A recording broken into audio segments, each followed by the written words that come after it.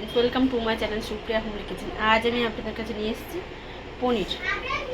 তো তার জন্য আমি গাজর কেটে নিয়েছি, ক্যাপসিকাম কেটে নিয়েছি, কাঁচা লঙ্কা আদা পেস্ট করে নেবো, কাঁচা লঙ্কা আদা আর একটা টমেটো পেস্ট করে নেবো। আর এগুলো এরকম কেটে নিয়েছি, পেস্ট করে ফিরছি। এবার এর মধ্যে একটু টক দই দিয়ে দেবো বন্ধুরা। তারপরে আমি এটাকে পেস্ট করবো। বেশ কিছুটা টক দই দিয়ে দিলাম, দিয়ে এটা পেস্ট করে ফিরছি। তো বন্ধুরা গ্যাস জ্বেলে দিয়েছি, তার মধ্যে কড়াই বসিয়ে দিয়েছি। কড়াইয়ের মধ্যে একটু বেশ খানিকটা তেল দিয়ে দিলাম। পরে ফিরছি, জিরা ফোড়ন দিয়ে দিলাম। এটা গরম হোক, পরে আসছি। তো জিরেটা আমার হয়ে গেছে। এবার আমি ক্যাপসিকাম আর গাজরটা দিয়ে দেবো। জিরের সাথে সাথে ভাজা করে নেবো।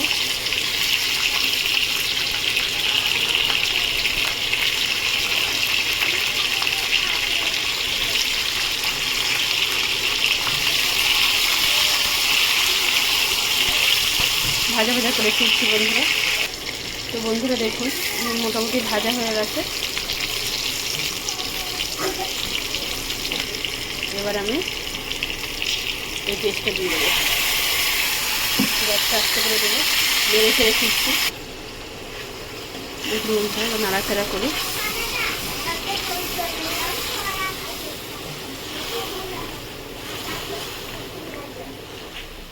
এবার এর মধ্যে নুন দিয়ে দেবো, স্বাদ মতো নুন দিয়ে দিলাম।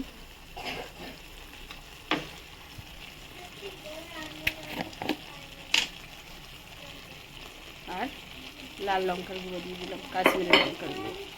আর কিছু দিলাম না বন্ধুরা।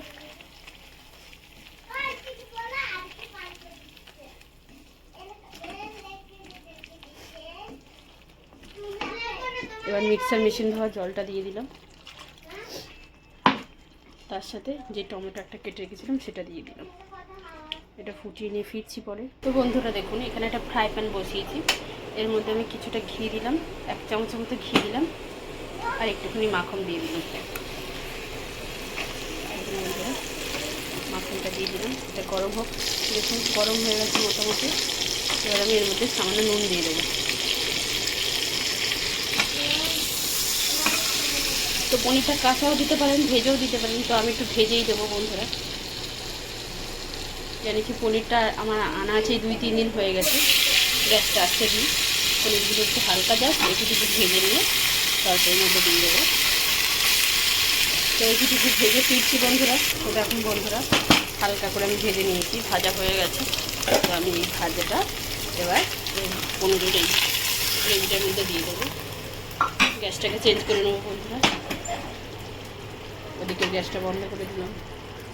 আর এই ফ্রাই প্যানের মধ্যে একটু জল দিলাম, এটাকে দেবো এর মধ্যে গরম জল।